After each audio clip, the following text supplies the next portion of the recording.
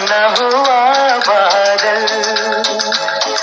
Film संगीत के इतिहास में ऐसे कई उदाहरण मिलते हैं जब एक ही धुन पर आधारित कई गीत बनाए गए।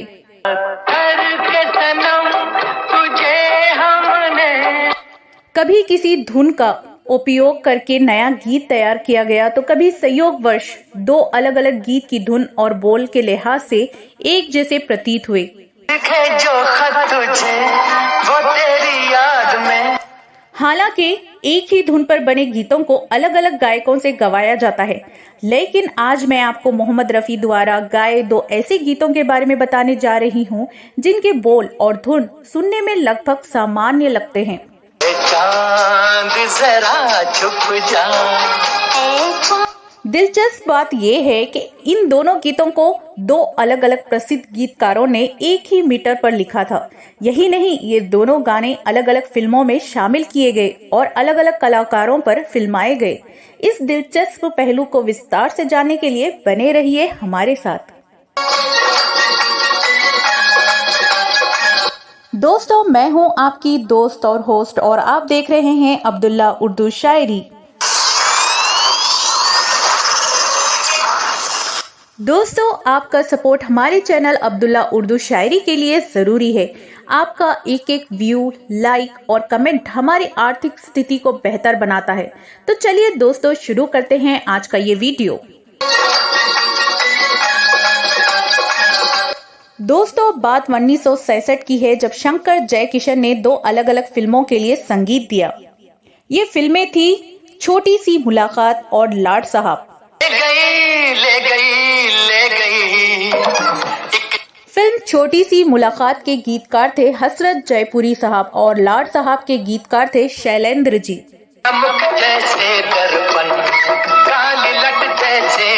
हालांकि इन दोनों फिल्मों के गीत अलग अलग गीतकारों ने लिखे थे, लेकिन इन दोनों फिल्मों में एक एक ऐसा गीत रखा गया जिनके बोल और धुन में काफी समानता थी।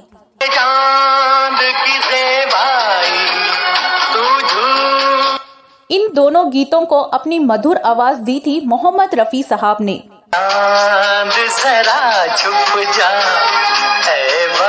खास बात यह है कि फिल्म लाड साहब के गीत में रफी साहब का साथ आशा भोसले जी ने दिया था।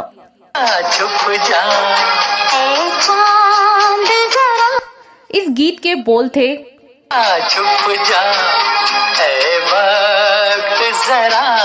वहीं फिल्म छोटी सी मुलाकात में मोहम्मद रफी साहब ने जो गीत गाया इसके बोल थे,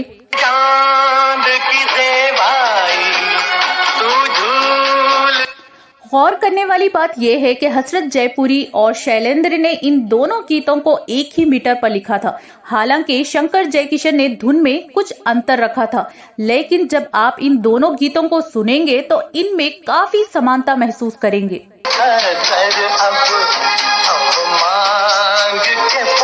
इन दोनों गानों ने उस दौर में एक साथ लोकप्रियता हासिल की। ये दोनों गाने इतने प्रसिद्ध हुए कि आज भी इनकी मिसाल दी जाती है। इन गीतों को उस मुकाम तक पहुंचाने में मोहम्मद रफी साहब का योगदान बेमिसाल है। तो दोस्तों, आज की इस दिलचस्प कहानी में हमने बात की मोहम्मद रफी साहब के गाए दो ऐसे खूबसूरत गीतों की जो अपनी धुन और बोलों में एक खास समानता रखते हैं। क्या आप इन गानों को पहले सुन चुके हैं? और अगर नहीं तो अब जरूर सुनिएगा और हमें कमेंट बॉक्स में जरूर बताइए कि आपको इनमें क्या खास लगा। अगली वीडियो में फिर मिलते हैं एक और दिलचस्प किस्से के साथ। तब तक के लिए दीजिए इजाजत अब्दुल्ला उर्दू शायरी को। नमस्कार, आदाब, शब बखैर।